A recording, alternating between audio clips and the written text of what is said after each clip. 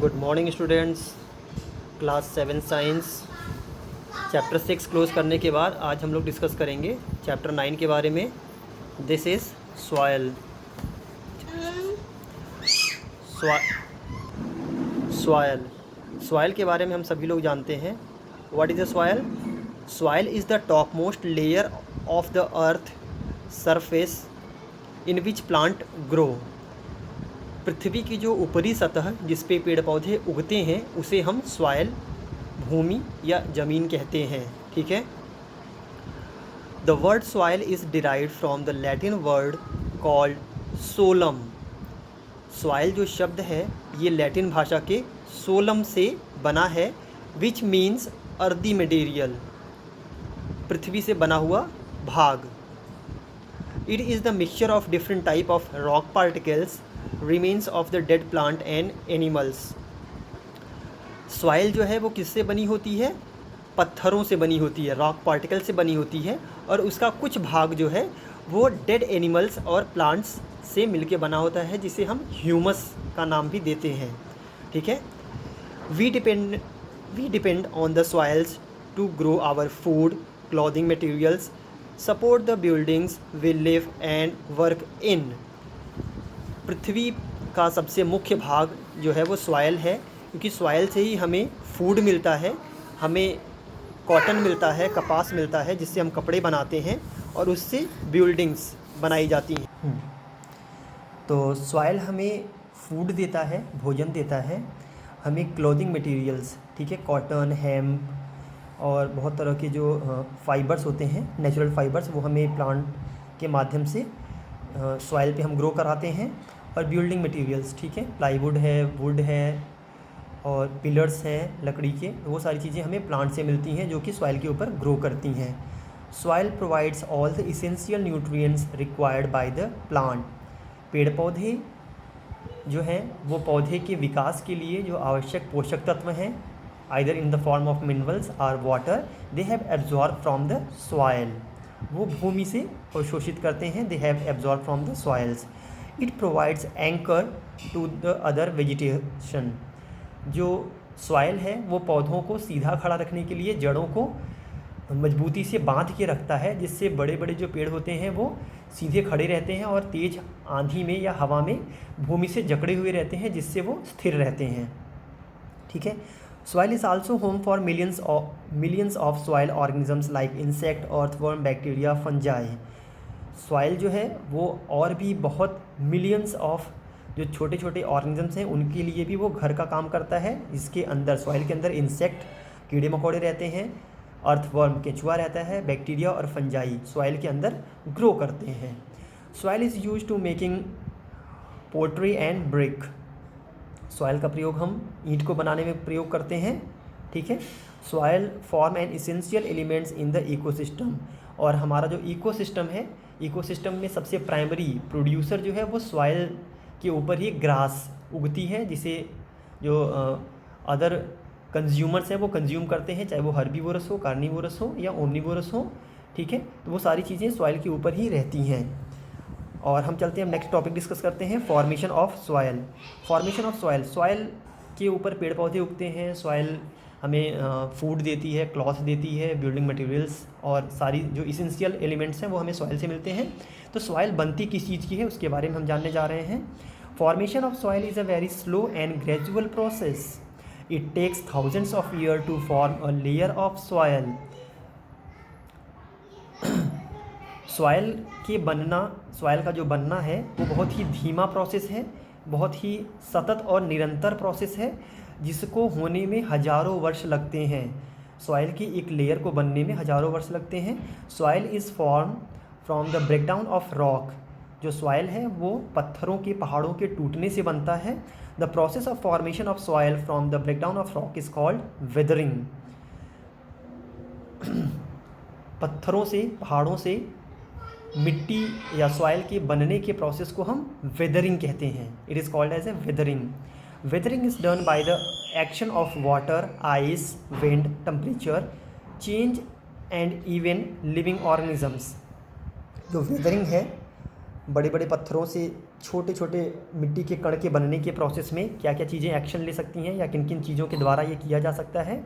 That is have been done with the action of water, पानी के द्वारा, ice के द्वारा, विंड के द्वारा, हवा के द्वारा, टेम्परेचर चेंज और इवन लिविंग ऑर्गेनिजम्स के द्वारा ये बदला जाता है। तो हम इसके कुछ एग्जांपल्स यहाँ पे देखेंगे, how the weathering is going on in the nature.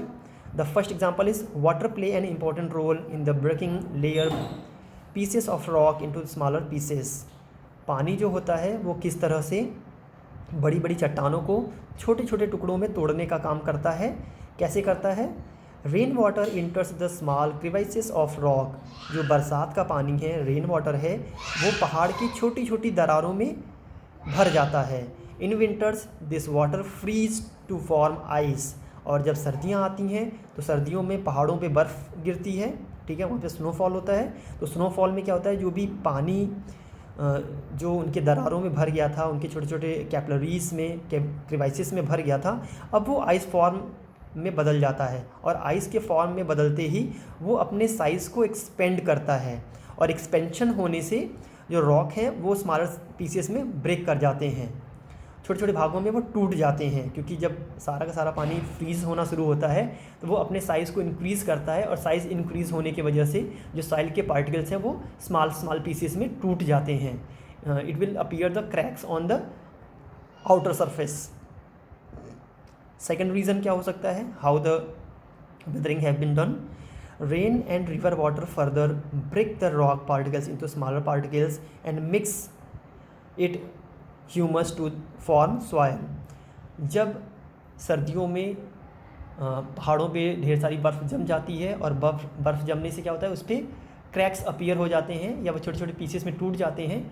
टूटने के बाद जब रेनी सीज़न आता है, बारिश का मौसम आता है, तो वो छोटे छोटे पीसेस क्या होते हैं, पहाड़ों से पानी के रास्ते नीचे गिरना शुरू हो जाते हैं। और नीचे गिरते गिरते जब वो नदी के साथ चलते हैं तो वो छोटे छोटे पीसेस में टूट जाते हैं, और जो एक्वेटिक प्लांट्स हैं, एनिमल्स हैं, उनके साथ मिक्स हो करके उसमें ह्यूमस मिक्स हो जाता है, जिससे वो सॉइल का फॉर्मेशन करते हैं। ठीक है, पेड़ पौधों की पत्तियां सड़ती गलती हैं उस नदी के तलहटी में, और जो लिविंग ऑर्गेनिजम्स हैं, जो एक्वेटिक एनिमल्स हैं, वो भी उसमें डेड होने की वजह से उनका भी जो ऑर्गेनिक कंपाउंड्स है वो उसमें ह्यूमस का फॉर्मेशन करता है, जिससे सॉइल फॉर्म हो जाती है। Third one is root of tree growing through rock exert great pressure on the rock. This causes cracks in the rock that lead to weathering. पहाड़ों पे जो पेड़ पौधे उगे होते हैं, जो बड़े बड़े चट्टानों के बीच बीच में पेड़ उगे रहते हैं, उनकी जो जड़ें होती हैं वो जड़ें भी रॉक के क्रिवाइसिस में, उसके छोटे छोटे पोर्स में चली जाती हैं, और उसमें वो बहुत ज़्यादा प्रेशर क्रिएट करती हैं, जिससे जो रॉक है वो क्रैक कर जाता है और वो टूट करके गिर जाता है। तो जिसकी वजह से भी वेदरिंग, ठीक है, बड़े बड़े चट्टानों का टूटना और छोटे छोटे पीसेस में सॉइल के फॉर्म में कन्वर्ट होना पॉसिबल हो जाता है। Next one is large variation in the day and night temperature also lead to the weathering. दिन और रात के तापमान में बदलाव आने से भी जो चट्टानें होती हैं उनमें वेदरिंग होती है, उनके छोटे छोटे पीसेस हो जाते हैं। कैसे होते हैं, the rock expand during the day. दिन के समय में जब गर्मी होती है तो रॉक जो है वो फैल जाते हैं ड्यू टू द टेम्परेचर, और रात के समय में जब ठंडी होती है तो वो कॉन्ट्रैक्ट कर जाते हैं। तो इस रेगुलर एक्सपेंशन और कॉन्ट्रैक्शन से वो वीक हो जाते हैं, कमज़ोर हो जाते हैं, जिससे कि उनके ऊपर क्रैक्स आ जाते हैं और वो छोटे छोटे भुरभुरे हो जाते हैं, पीसेस में टूट करके सॉइल का फॉर्मेशन करते हैं। The fifth one is in place with hot and humid climate high temperature causes chemical weathering to occur. जहाँ पर ज़्यादा गर्म मौसम होता है और ज़्यादा नमी का मौसम होता है, वहाँ पे भी केमिकल वेदरिंग होती है, जिसकी वजह से जो बड़े बड़े चट्टानें हैं वो छोटे छोटे पीसेस में टूट जाती हैं। The mineral present in the rock react with oxygen of the air. पहाड़ों में जो मिनरल्स होते हैं वो ऑक्सीजन को एब्जॉर्ब करके उसके साथ केमिकल रिएक्शन कर देते हैं, जिससे वो ऑक्सीडाइज हो जाता है, और ऑक्सीडाइज होकर के वो भुरभुरा हो जाता है, वो छोटे छोटे पीसेस में टूट करके गिर जाता है, जिससे सॉइल फॉर्मेशन हो जाता है। And the six one is certain plants like lichen grow on the surface of rock. ठीक है, लाइकेन के बारे में हमने ऑलरेडी पढ़ा हुआ है। ठीक है, क्लास 6 में 7 में। तो जो लाइकेन होते हैं वो चट्टानों पे उगते हैं और लाइकेन की जो जड़ें होती हैं वो एसिड रिलीज़ करती हैं। जड़ें जो हैं वो एसिड छोड़ती हैं, जिसकी वजह से जो चट्टानें हैं वो भुरभुरी हो जाती हैं या छोटे छोटे पार्टिकल्स में टूट जाती हैं। ठीक है, तो यहाँ पे हमने वेदरिंग प्रोसेस को देखा। What is a weathering?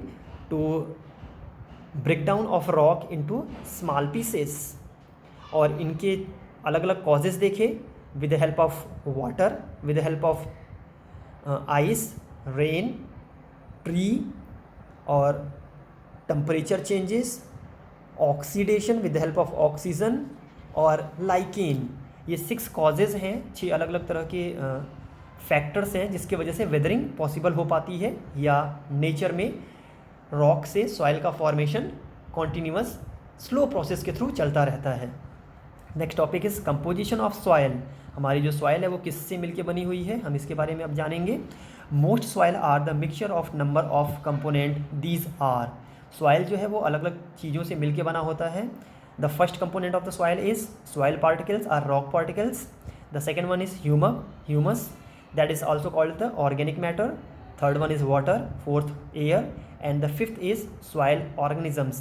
All 5 the component that have been get together to form the soil. अब हम इसके पहले कंपोनेंट के बारे में डिस्कस करेंगे, that is the soil particles. जो सॉइल पार्टिकल्स होता है या रॉक पार्टिकल्स होता है वो अलग अलग साइज़ का होता है, जिसके अकॉर्डिंगली हम उसके अलग अलग नाम रखते हैं। अब उसके बारे में हम डिस्कस करेंगे। Soil particles are the main component of soil. The soil consists of particles of different size. Based on the size, these particles are divided into 4 types. उसके रॉक पार्टिकल्स के साइज़ के अकॉर्डिंगली इसको 4 भागों में बांटा गया है, क्ले, सिल्ट, सैंड और ग्रेवल्स। क्ले जो होता है ये स्मॉलर पार्टिकल्स होता है, या इसके सबसे छोटे भाग को हम कह सकते हैं। ठीक है, it is the smallest particles. The particles are packed tightly together, क्योंकि जितना छोटा होगा उतना ही टाइटली पैक होगा। इसके बीच में जो स्पेस होगा वो कम होगा, intermolecular space is very less. The silt is consist of little bigger particles than clay. ये क्ले से थोड़े बड़े साइज़ के पार्टिकल्स होते हैं जिन्हें हम सिल्ट कहते हैं। उसके बाद जो थर्ड उससे बड़ा पार्टिकल्स आता है that is the sand particles. ठीक है, sand consist of large particles than slit. The sand particles are large, they are loosely bound and they have a lot of empty space in which air is filled. जो sand होती है, बलुई होती है, बालू के बीच में बहुत सारा स्पेस होता है जिसमें एयर ट्रैप होती है या भरी हुई रहती है। And the most largest particles of the soil is gravels are stone. these contain the largest rock particles. ठीक है, ये सबसे बड़े साइज़ के पत्थर होते हैं या बड़े साइज़ का पार्टिकल होता है जो कि सॉइल के अंदर पाया जाता है। ठीक है,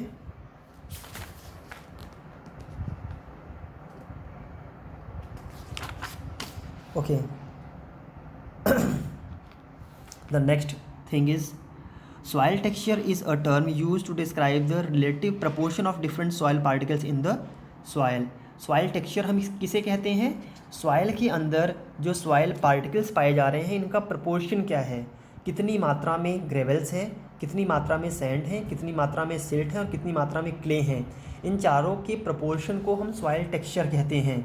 इसमें जिस मिट्टी के अंदर क्ले की मात्रा सबसे ज़्यादा होगी वो सबसे ज़्यादा उपजाऊ होगी, जिसमें सैंड की मात्रा सिल्ट की होगी। ठीक है, इसके अकॉर्डिंगली हम अलग अलग तरह के सॉइल्स को डिस्क्राइब करते हैं। ठीक है, it is divided into further different particles of soils.